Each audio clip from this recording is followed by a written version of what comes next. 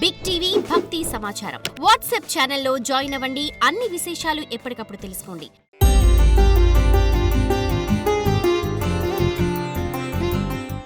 నమస్కారం. అష్టాదశ శక్తిపీఠం ప్రత్యేక కార్యక్రమానికి సాదర స్వాగతం. మాణిక్య దక్షవాటకే అమ్మవారి అష్టాదశ శక్తిపీఠాలలో 12వ శక్తిపీఠంగా విశేషంగా అలరారుతుంది అమ్మవారు.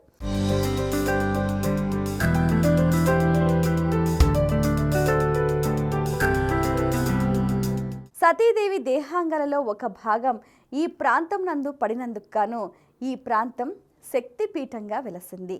దక్ష ప్రజాపతికి దక్షిణా పదంలో కొంత రాజ్యభాగం ఉండేది.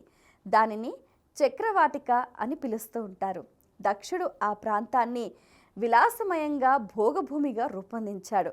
దక్ష యజ్ఞ భంగం తరువాత సతీదేవి యొక్క కణత ఒకటి ఈ దక్షవాటికలో పడింది.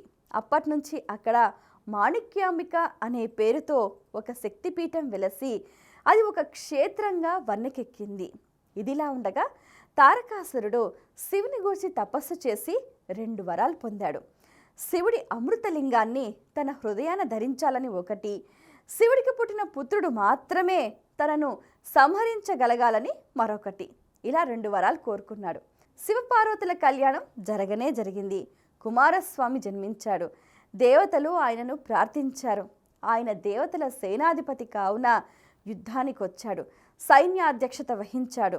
ఆ యుద్ధంలో కుమారస్వామి తన శక్తి ఆయుధంతో నేర్పుగా తారకాసుడి హృదయంలో గల అమృత శివలింగాన్ని ఎగురగొట్టాడు. ఆ లింగం 5 ముక్కలై 5 చోట్ల పడి ఆ 5 ప్రదేశాలకే పంచారామ క్షేత్రాలని పేరొచ్చింది. ఆరామం అంటే తోట.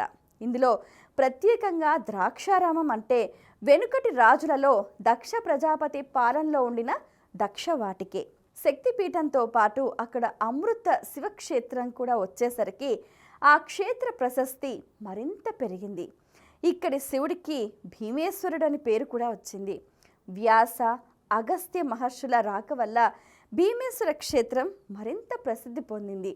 ఇక్కడి ప్రస్తుత మాణిక్యాంబ అమ్మవారి విగ్రహాన్ని శంకరాచార్య వారు ప్రతిష్ఠించారని ప్రతీతి.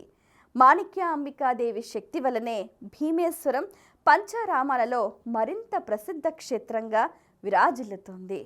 మరి ఆ అమ్మవారి కరుణా కటాక్ష వీక్షణాలు ప్రతి ఒక్కరిపై ఉండాలని మనస్ఫూర్తిగా ఆకాంక్షిస్తూ సెలవు.